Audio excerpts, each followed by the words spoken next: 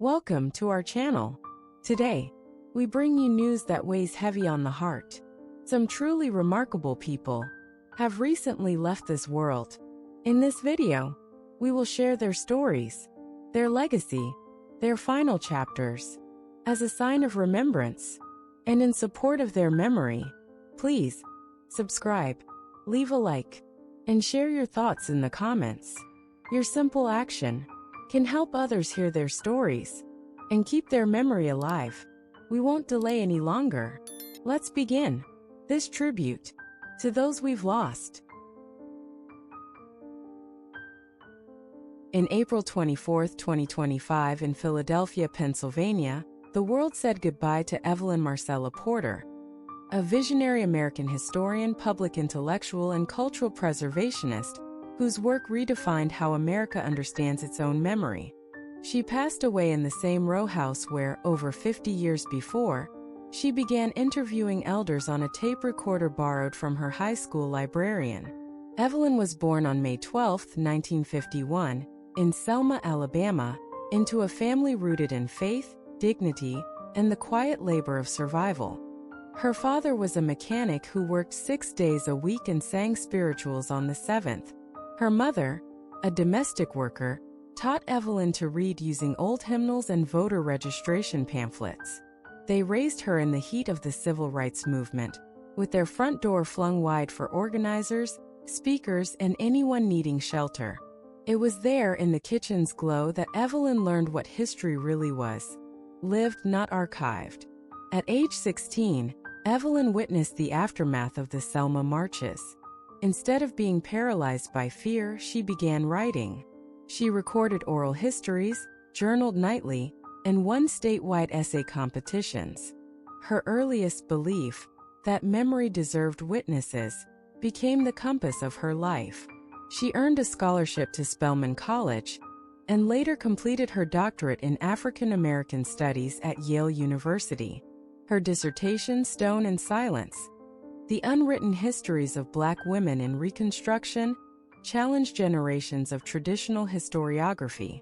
It was later adapted into a book that became required reading in over 200 universities.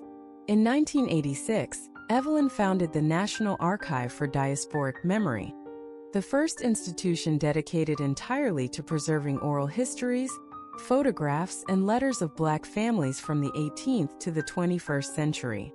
She pioneered a methodology known as narrative restoration, which paired community storytelling with rigorous archival work.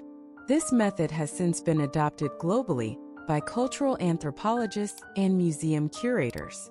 Her breakthrough moment came in 1995 with the publication of We Never Left: A People's History of American Soil.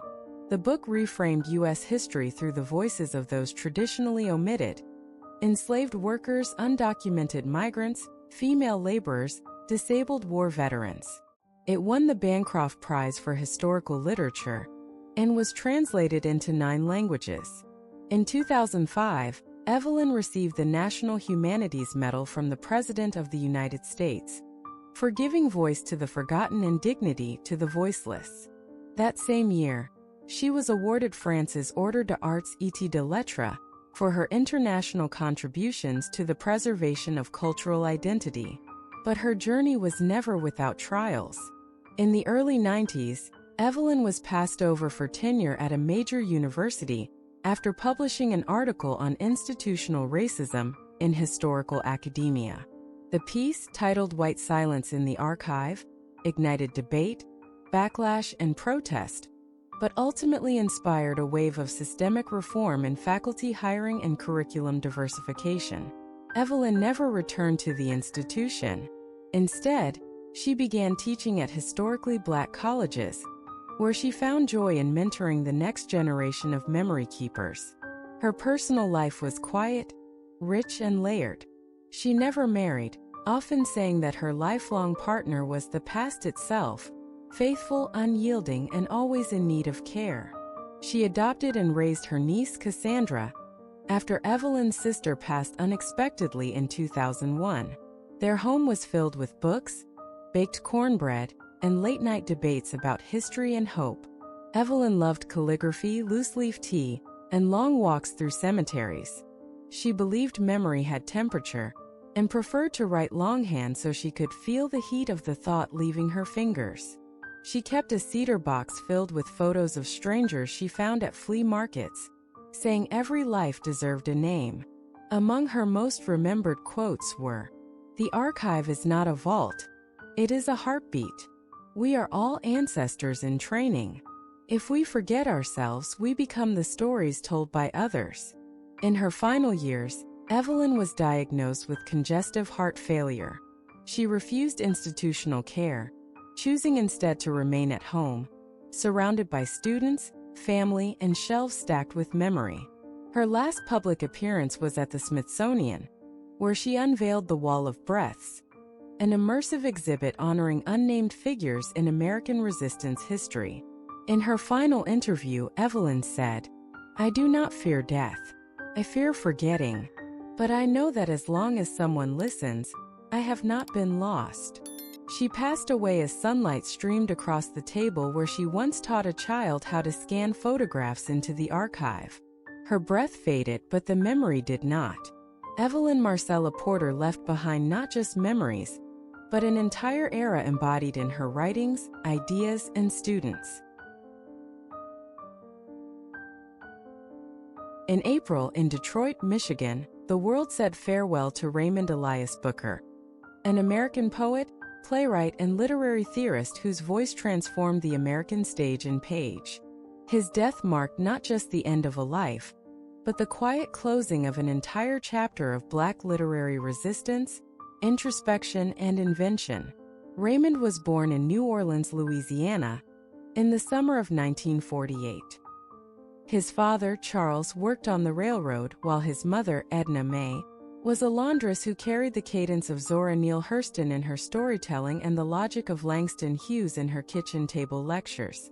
Their home was filled with music, protest, and paperback books, many secondhand, all sacred. From the age of 10, Raymond was drawn to rhythm and silence equally.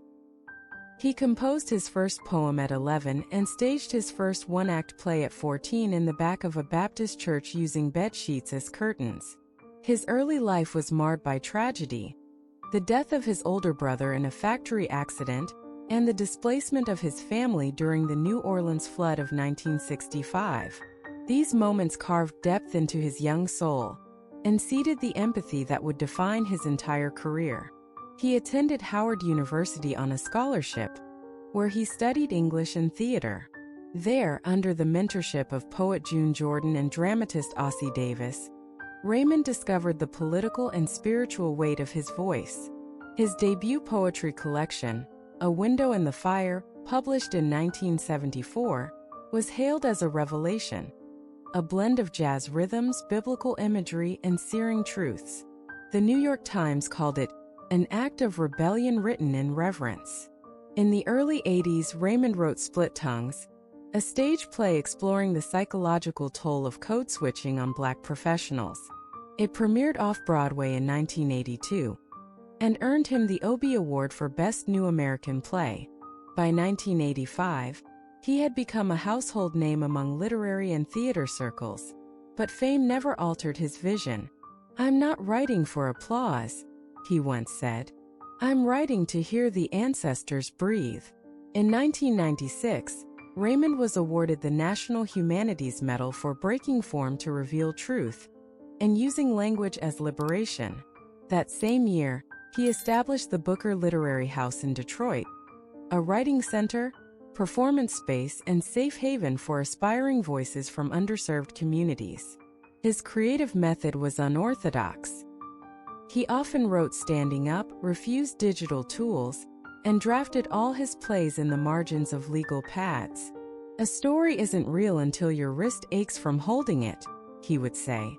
Despite his brilliance, Raymond faced a series of crushing rejections. In the late 90s, 3 of his plays were dropped by a major publisher for being too political and too abstract. Depressed and disillusioned, he withdrew from public view for nearly 5 years. During that time, he taught community college, mentored formerly incarcerated writers, and wrote a series of unpublished sonnets about silence. He returned to the stage in 2005 with The Dust That Carries Us, a generational epic that earned him the Pulitzer Prize for Drama the following year. It was a triumphant return, yet Raymond remained modest, declining interviews, often attributing his success to God, grief, and a grandmother's gospel records. In his personal life, Raymond was intensely private.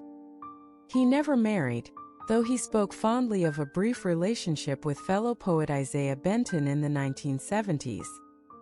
He had no children but called his ments "my bloodlines." He was known for his daily walks, herbal teas, and a habit of reciting Baldwin aloud while trimming bonsai trees in his study. Among his closest students were Pulitzer-winning poet Naomi Chase and renowned screenwriter Darnell Lewis. Both credit Raymond not only for their craft but their clarity. "He didn't teach me how to write," Naomi once said. "He taught me how to live unafraid of what I already knew." Raymond believed in community more than canon. He volunteered for prison literacy programs, wrote elegies for local obituaries, and once donated his entire advance from a play to a shelter for homeless youth. "If your words don't hold others," he wrote, "they're just noise." Winona Laura Horowitz was born on a chilled, golden-edged autumn morning, October 29, 1971, in the tightly coiled town of Winona, Minnesota. A river city that moved slowly, almost musically, with the murmur of the Mississippi cutting through it like memory. The trees their flame red in the fall, the air always tinged with wood smoke, and in October the town feels like a story just before it's told. There was something poetic about it, about being born in a place that sounded like a name from a Gothic novel. She would later say she was named after that town, not by coincidence but by design, as though her life had already chosen its tone. Her parents, Cynthia Estes Palmer and Michael D. Horowitz, were not like other parents in Winona. Cynthia, an elegant spirit with an old-soul gentleness, was a writer and video archivist.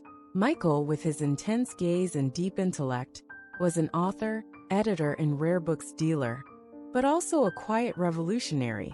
Their friends were poets and beatniks, thinkers and radicals.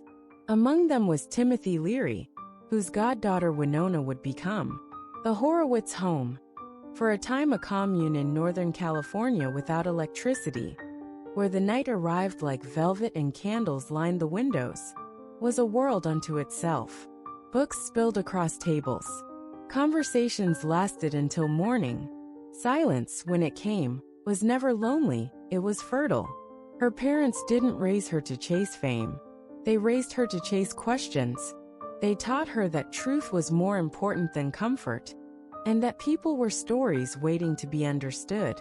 She had a younger brother, Yuri, and two half-siblings from her mother's previous marriage. Their household pulsed with freedom and creative friction, a mix of intellectual rigor and emotional rawness that left permanent marks on her. As a child, Winona was more shadow than spark. Slight, pale, curious to the point of obsession, she carried her books like shields and studied people the way a painter studies light. She was often mistaken for aloof, but she was simply looking deeper than most children knew how. There was an oldness in her eyes, something carved from solitude, and yet she never turned bitter. She didn't crave attention. She craved meaning. Her early years were marked by both wonder and pain. At 7, her family moved to Petaluma, California. On her first day of school there, dressed androgynously and carrying a copy of J.D. Salinger's Franny and Zooey, she was mistaken for a boy and beaten up in the girls' bathroom. That moment, brutal, swift, drew a line in her mind between the world as it was and the world she wanted. She didn't fit the mold, and she never tried to. She learned to disappear into books, into music, into characters she made up while watching rain drip down the windows. By her teenage years, she was attending the American Conservatory Theater in San Francisco, studying acting with the same obsessive focus she had once given to reading. It wasn't a choice, it was a need. She had found her mirror. Acting, she once whispered in an interview, wasn't about pretending. It was the only time I felt real. Her breakthrough came at 15, with her debut in Lucas 1986, where she played the tender, awkward, achingly real Maggie. She didn't sparkle in the Hollywood way. She glowed in her own frequency, softly, steadily. It was Beetlejuice, 1988, that cast her into the cult spotlight. As Lydia Dietz, the goth girl with ghost eyes and a soul too old for her boots, Winona became a generation's unlikely muse. Tim Burton didn't just direct her, he understood her. He gave her a world where her strangeness wasn't a flaw, but a virtue. Her rise was meteoric but quiet. She didn't scream for the spotlight, it followed her. Heathers 1989 made her dangerous. Edward Scissorhands 1990 made her tender again. Mermaids, Reality Bites, Little Women. Each role peeled back a layer, revealing a young woman who could hold vulnerability and defiance in the same breath. She didn't act from the outside in. She bled into her characters, and the world watched transfixed. But behind the eyes that enchanted audiences, there was ache. Winona struggled with anxiety, with depression, with a sense that she had somehow slipped between the pages of her own life, and couldn't quite find the margin again. The press, ever hungry, sensed the cracks and began to tear at them. She became a target, too thin, too pale, too sensitive, too strange. They called her tragic, fragile, difficult. But they never called her brave. They should have. In 2001, everything changed. She was arrested for shoplifting in Beverly Hills, a surreal, humiliating fall from grace. The headlines were cruel, the mugshot everywhere. It wasn't the theft that shocked people. It was the fact that someone like her, ethereal and successful, could still be broken. In truth, the incident was the crest of years of unspoken struggle. She later described that time as an unraveling. She was overmedicated, overstressed, overexposed. I just stopped, she said. I stopped everything. But Winona didn't vanish.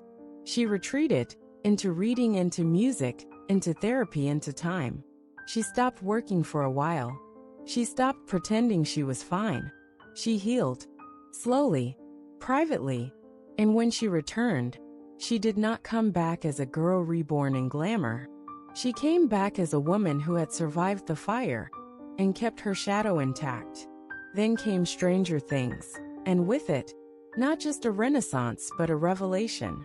As Joyce Byers, the fierce, haunted mother whose pain split the sky, Winona showed the world that her depth had not dulled. It had only darkened, become richer. Her performance was raw, electric, and alive with old wounds. A new generation found her. The old one never truly left. Away from the screen, she never married but loved deeply. She was linked to Johnny Depp, to Matt Damon. Some stories ended quietly, others painfully. In time, she settled into a long-term relationship with fashion designer Scott McKinley Hahn. She never had children, but she mothered through her roles, through her godchildren, through the gentle wisdom she offered younger co-stars on set. Her home was filled with records, first editions, dried flowers, and the silence of someone comfortable with their own thoughts. She aged without apology. Her face changed not in defiance of time, but in harmony with it. She spoke of feminism, of mental health, of privacy, of poetry. She didn't hunger for relevance. It always found her anyway. In her final years, she returned to the stage, wrote essays under a pseudonym, mentored young actors too delicate for Hollywood's teeth. She never feared death. She once said, "I've always felt like I was just visiting, like I don't fully belong here. But while I'm here, I might as well feel everything." And so when she passed, gently in her sleep, with books beside her and twilight in the room, the world mourned not just a star but a soul. Murals of Lydia Dietz appeared on city walls. Fans lit candles beside stacks of her films. Critics revisited her work and wept. Writers invoked her in novels. Mothers named daughters after her. She was remembered not for her scandals, but for her softness. Not for her fame, but for her fire. She left behind no children, but a generation that found solace in her strange grace. Her voice, whispery, offbeat, full of half-laughed sorrow, still echoes in every girl who doesn't quite fit, in every boy who sees ghosts in the corners of rooms. Winona Ryder lived like a poem written in pencil, smudged, intimate, unforgettable. And when the final page was turned, the world sat in silence, not to mourn her ending, but to remember that once, someone dared to be exactly who she was, and it was more than enough.